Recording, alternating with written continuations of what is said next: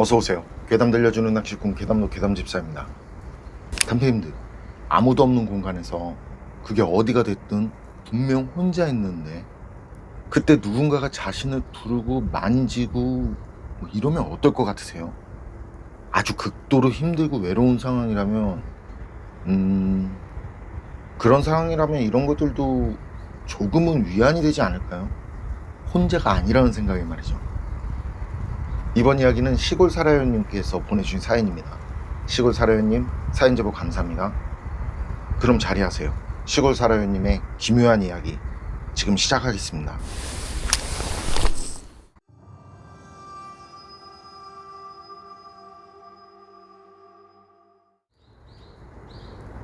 자, 그럼 이야기를 어디서부터 시작해야 할까? 때는 2010년 여름방학이었어요. 비록 방학이지만 그날은 학교에서 보충이 있어서요. 오전에 갔다가 오후 4시쯤 집에 돌아왔거든요. 저희 집엔 볕이 너무 많이 들어서요. 여름에는 에어컨 틀지 않고서는 일상생활이 불가능할 정도로 더웠는데요. 그런 집에서도 제 방은 아주 숨쉬기가 힘들 정도로 더 더웠기 때문에 그날은 도저히 제 방에 있지 못하겠더라고요. 그래서 저희 집에서 유일하게 에어컨이 있는 안방에 들어가서 낮잠을 잤단 말이죠. 안방에서 TV도 보고 유튜브도 보고 하다가 노곤해져서는 자려고 바닥에 이불을 깔고 눈을 감았어요. 그때 상태가 어땠냐면요. 잠에 든 상태도 아니고 꿈을 꿀 만한 상태도 아니었고 졸리다 뭐 이런 상태 있잖아요. 정말 딱 그 상태로 눈만 감고 있었단 말이죠. 그러다 도저히 이게 참기 힘들 정도로 졸음이 몰려오기 시작할 때 갑자기 누가 현관 이중문을 열고 들어오는 거예요. 현관에는 도어락이 있어서 문을 열면은 띠리릭 그런 비슷한 소리가 났고, 그 다음으로 열어야 하는 이중문은 옆으로 미는 나무문이라 드르륵 소리가 나는데, 그런데 그땐 현관을 여는 소리는 들리지 않고 드르륵 소리만 나더라고요. 그리고 누군가 제 쪽으로 걸어오듯이 터벅터벅 바닥 울리는 소리가 들리고, 전 그때 가족 이런 누군가가 들어온 건데 현관문 소리는 안 들렸구나, 이렇게 대수롭지 않게 생각하고 계속 눈을 감고 있었어요. 졸리기도 하고 귀찮아서 눈 뜨기가 싫었거든요. 그리고 그렇게 그 발소리는 안방 앞까지 와서 안방문을 끼익 하면서 열어요. 근데 그때 안방문에서 그런 소리가 났던가 싶을 정도로 그 소리가 들려오더라고요. 그리고 저희 집 바닥이 마룻바닥이라 걸으면 쿵쿵하고 진동이 느껴지거든요. 다른 바닥들도 마찬가지만 저희 집이 유독 그 소리가 심하게 난단 말이죠. 상황이 그래도 그때까지도 일어나지 않고 눈을 감은 채로 바닥에 누워 있었고, 그러면서 제가 누워있는 주변으로 걸어다니는 그 진동이 분명히 느껴졌어요. 그리고 그 발자국 소리는 제 주변을 계속 돌아다니더라고요. 그리고 잠시 뒤에 엄마 목소리로 왜 여기서 자고 있냐고 말하면서 누워있는 제 옆으로 와서 머리를 쓸어주더라고요. 쓸어주는 느낌도 분명히 났고, 제가 베개를 안 베고 자고 있었는데 제 머리를 들어서 밑에 무언가를 넣어주는 감각도 확실히 느껴졌더랬죠. 그런 상태에서도 저는 잠을 방해받고 싶지 않아서 계속 눈을 감고 있었고요. 근데 그 순간 드는 생각이, 엄마는 그날 거의 새벽쯤에 고속도로를 타고 할머니 댁으로 출발하셨다는 거예요. 엄마가 그 시간에 집에 있을 리가 없다는 생각이 뇌리에 강하게 꽂혔고, 그런 생각에 저는 눈을 번쩍 뜨고 일어났어요. 근데 당연히라고 말하긴 그게 더 이상한 경험과 상황, 안방에도 그리고 집안 어디에도 아무도 없더라는 거죠.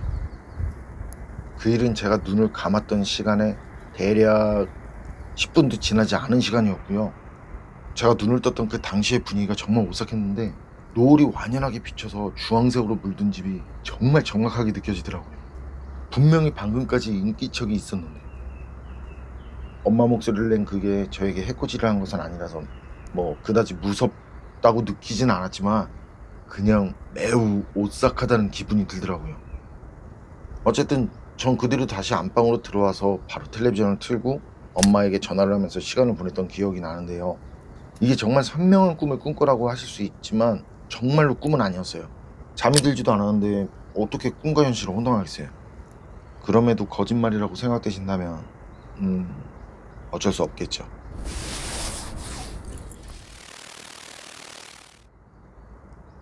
비타님이 올려주신 사연은 여기까지인데요.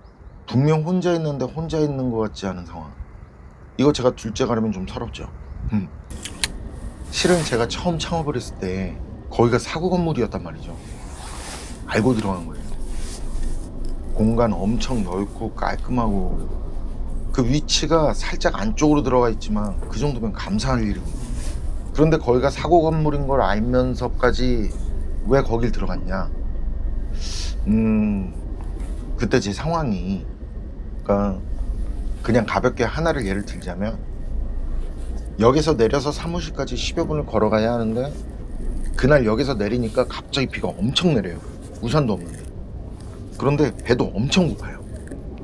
한 이틀 정도 굶었던 걸로 기억하거든요. 그때 이틀 굶는 건 일도 아니었으니까. 어쨌든 그날이 3일째 되는 그런 날인 거죠. 굶은 지. 거기가 성수동이었는데 그때 역 출구 앞에 붕어빵을 팔았단 말이에요. 주머니를 보니까 돌아갈 차비를 빼니까 딱 500원짜리 동전 하나가 남아요. 그래서 그때 붕어빵이 500원인데 그거 하나 사서 비 오는데 먹으면서 갔어요. 다른 때 같으면 비도 오니까 뭐 안에서 먹을 수도 있겠는데 그 붕어빵 파는 그 딸랑 붕어빵 하나 사면서 거기서 그거 하나 먹고 있는 게 좀 그렇더라고요. 이게 신경 쓰지 않는 상황이면 모르겠는데 없어서 그런지 신경이 쓰이더라고요. 그래서 그 뜨거운 거 한 입 가득 크게 반 베어 물고는 빗속을 달려갔던 기억이 나네요. 어쨌든 그런 상황이라 사고 건물이라는 거 알면서도 들어간 건데 그때 너무 외로워서 창문에 거미도 잡지 않았다는 거. 나중에는 거미가 저 엄지손톱만하게, 아니 그거보다 더 크게 커지더라고요. 저 뭐 거미에 대해서 아는 게 없으니까 깜짝 놀랐어요. 그리고 그해 겨울쯤엔 갑자기 어느 날 보이지 않고, 제가 파리며 해충들 위주로 잡아서 밥도 줬었는데 색이 노란색이라, 그리고 좀 이렇게 무늬도 있고 얼룩덜룩, 그래서 꿀수파라고 이름도 붙여줬었는데 사라지니까 슬펐어요. 다시 혼자 된 것 같아서.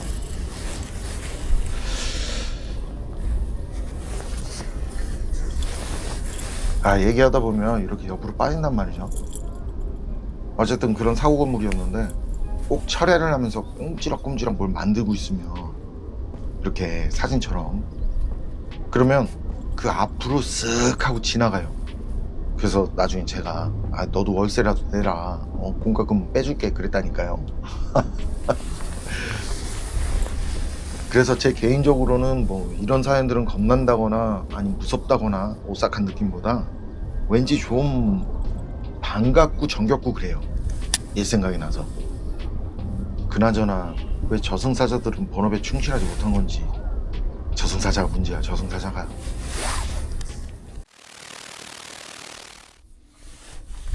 어서오세요. 괴담 들려주는 낚시꾼 괴담로 괴담집사입니다.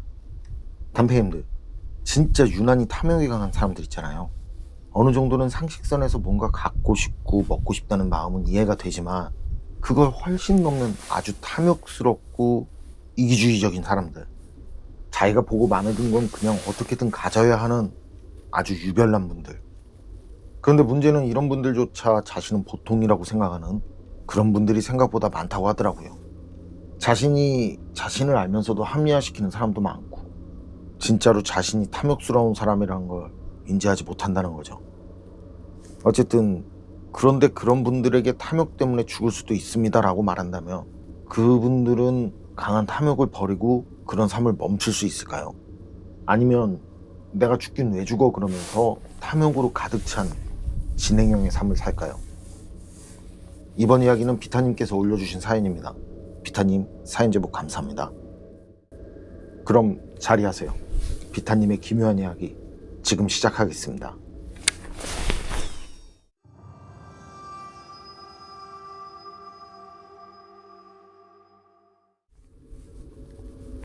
자, 그럼 이야기를 어디서부터 시작해야 할까? 아는 사람이 20대 초반 때 친한 동생이 있었는데 거의 뭐 옛날 말로는 꼬봉 느낌 정도로 자기 말을 잘 듣고 착해서 데리고 다녔다고 그래요. 물론 이 사람도 나쁜 사람은 아니었고 자기 말 잘 들으니 돈 생기면 술도 사주고 친하게 어울려 다녔다는 거죠. 제가 아는 그 사람을 괴담이라고 하고요. 그리고 그 동생이라는 사람을 꼬붕이라고 할게요. 그때 괴담이는 대학생이었는데 휴학을 하고 집을 나온 상태였거든요. 뭔가 알 수 없는 이유? 기분? 뭐 어쨌든 그런 심리 상태의 가출 뭐 그거 비슷한 거라서 나와 있을 때였대요. 그리고 꼬붕이도 가정불화로 집을 나온 상태였고요. 그런데 이 꼬붕이란 동생이 이런 말을 하더래요. 우리 집에 지금 아무도 없다고. 양아빠가 있는데 이번에 있어서 집이 비어 있다고. 그런데 집에 금반지랑 금목걸이랑 같이 뭐 돈이 될 만한 것들이 좀 있는데 그거 가져가다가 팔아서 실컷 놀러 다니자고 그런 말을 하더라는 거죠. 마침 알바하는 돈도 떨어지고 그 집꼴이었던 괴담이는 그 동생의 말에 혹해서는 그러자고 그랬다는 거예요.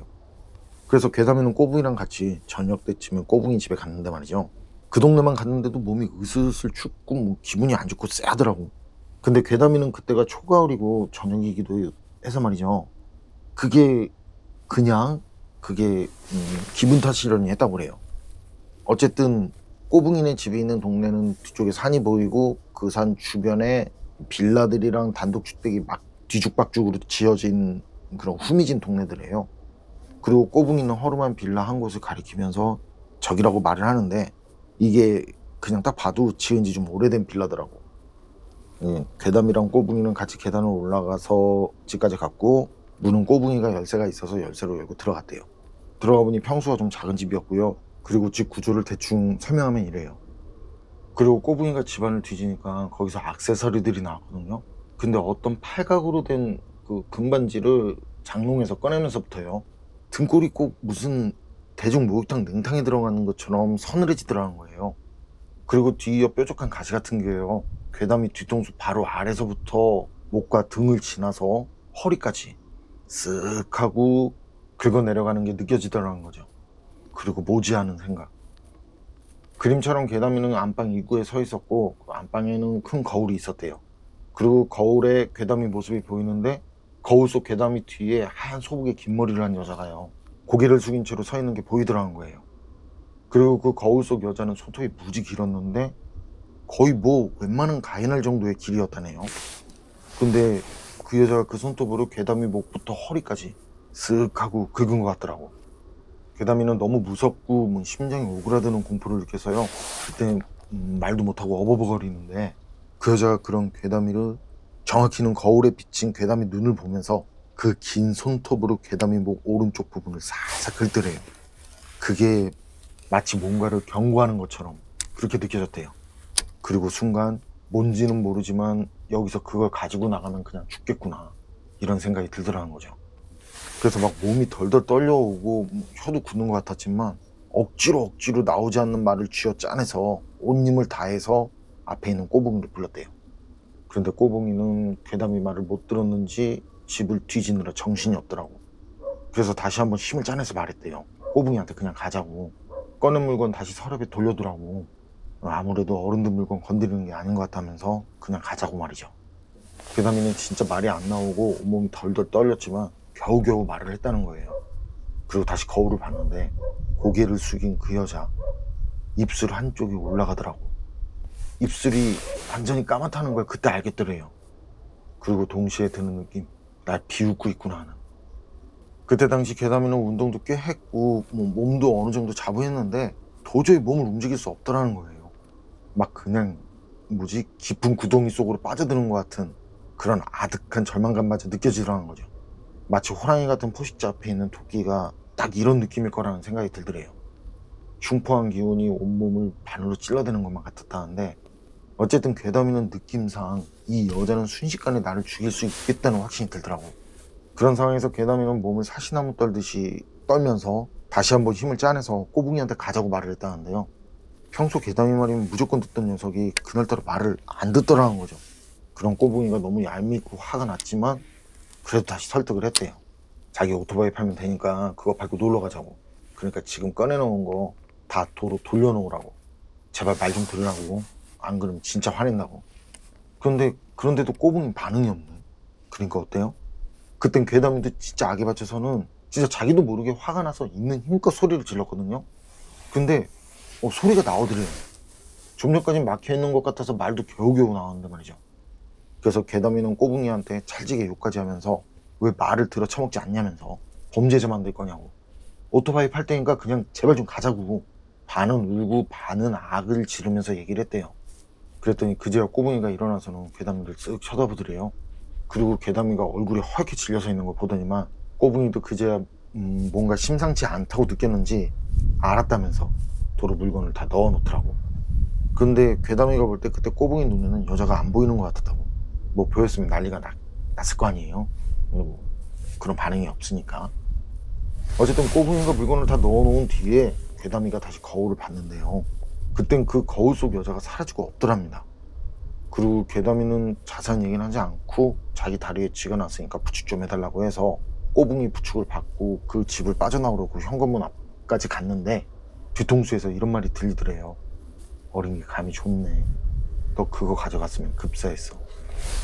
이렇게 말하는 할머니 목소리가 들리더라는 거죠. 괴담이랑 꼬붕이가 갔을 땐 집엔 분명히 아무도 없었거든요. 근데 그때도 꼬붕이한테는 그 소리가 안 들리는 것 같더라고. 괴담이는 상황적으로 이게 절대 평범하지 않으니까 이제 엄청 놀란 거예요. 그래서 급하게 뒤를 돌아보니까요, 그제야 그때까지 안 보이던 것들이 보이더라는데, 웬 여자들 사진이 부엌 옆 벽 쪽에 쫙 나열되어 있는데 그런 거 있잖아요. 식당 가면 일대 사장부터 해서 현재 사장까지 사진을 이렇게 걸어둔 거, 그런 것처럼 돼 있더라고. 그런데 그냥 딱 봐도 무당집인 것 같더라고. 사진 속 여자들이 죄다 무당 같았대요. 그리고 괴담이한테 말을 한 존재가 직감적으로 누군지 알겠더라고. 그 여러 사진들 중 하나의 사진만 그 시선이 괴담이를 향해 있었다는 거죠. 그때부터 괴담이는 그냥 정신이 나가버릴 것 같더래요. 그리고 마음은 무서움이 너무 크니까 바로 기절하고 싶었는데, 또 이게 그 집에서 기절하고 싶지는 않더라고. 그렇게 말을 하더라고요. 어쨌든 괴담이는 정신없이 달려서 바로 건물 밖으로 나와서는 집 밖이죠. 겨우겨우 떨리는 몸을 진정시키면서 주변을 둘러봤거든요. 근데 그 동네가 이게 죄다 무당집들이 모여있는 동네더라고. 돈에 눈이 멀어서 안 보이던 것들이 그제야 보이더라는 거죠. 그리고 괴담이가 돌아온 뒤에 꼬붕이랑 술 마시면서 물어봤더니 아닌 게 아니라 꼬붕이가 자기 엄마가 무당이라고 하더라고. 어쨌든 괴담이는 꼬붕이한테 말했던 것처럼 그 뒤로 정말 자기 오토바이를 팔았고요. 그 돈으로 꼬붕이랑 여행을 갔다 왔고, 그리고 여행을 다녀온 뒤 얼마 지나서 학교를 다니기 위해 다시 집으로 들어갔고요. 그리고 학교를 다시 다니면서부터는 꼬붕이랑 사이가 점점 소원해져서 자연스럽게 꼬붕이를 안 보게 됐다고 그래요. 그런데 그 경험을 한 뒤로 오랜 세월이 지났지만 말이죠, 미치도록 무서웠던 그날의 기억은 평생 잊지 못할 것 같다고. 칼날처럼 길었던 여자의 긴 손톱과 젖은 듯한 머리카락과 검은색 입술, 아직도 가끔 몸이 좀 힘든 날엔 어김없이 그 여자가 나오는 악몽을 꾼다고 하더라고요.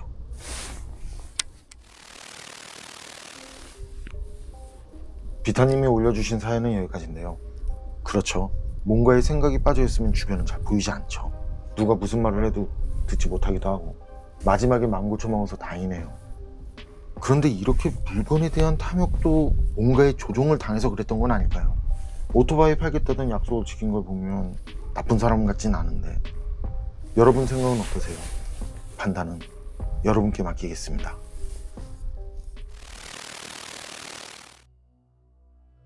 어서오세요. 괴담 들려주는 낚시꾼 괴담로 괴담집사입니다. 단편들, 눈앞에 사람이 서 있는데 뭔가가 그 사람 가슴을 뚫고는 툭 튀어나온다면, 그런 상황이면 가슴에서 튀어나온 게 무섭게 느껴질까요? 아니면 눈앞에 서 있는 그 사람이 더 무섭게 느껴질까요? 이번 이야기는 비타님께서 운영 중인 괴담 채팅방에 올라온 기묘한 경험담입니다. 비타님, 사연 제보 감사합니다. 그럼 괴담 채팅방의 기묘한 경험담, 괴담집사의 시점으로 떨어보겠습니다.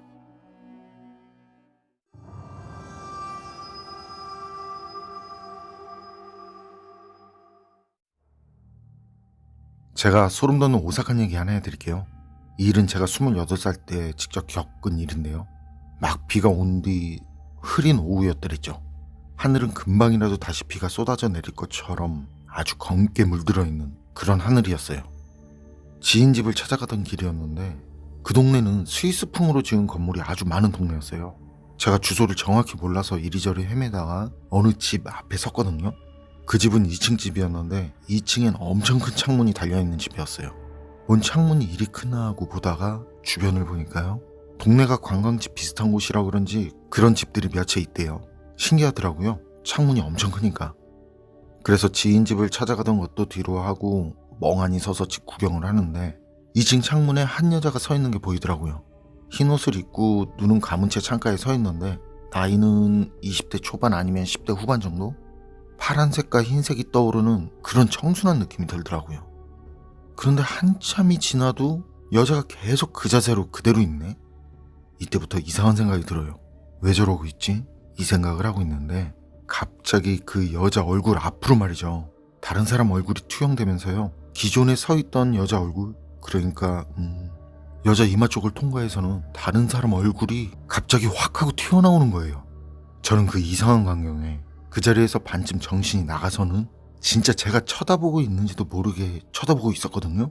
그랬더니 원래 서 있던 그 여자 얼굴에서 튀어나온 여자, 그 여자가 말이죠, 엄청 짜증나듯이 큰 소리로 말을 하네. 도대체 누가 자꾸 창문을 열어놓으냐면서 짜증난다고, 어디서 들어보지 못한 난이도 있는 욕까지 하면서. 그러면서 여자가 창문을 닫고 옆으로 돌아섰거든요. 근데 원래 창문 앞에 서 있던 여자가 그때까지도 말이죠, 죽은 듯이 가만히 눈을 감고는 처음 그 자세 그대로 그 자리에 서 있는 거예요.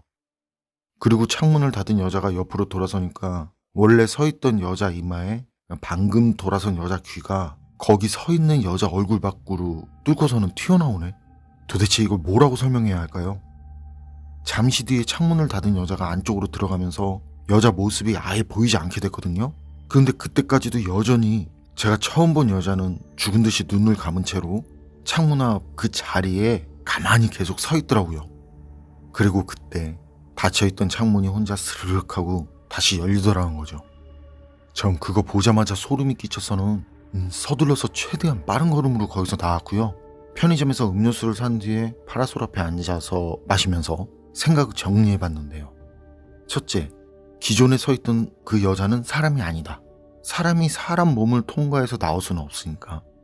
둘째, 나중에 나타난 여자, 원래 서 있던 여자를 통과해서 나타난 여자, 그 여자는 그 집에 사는 사람이다.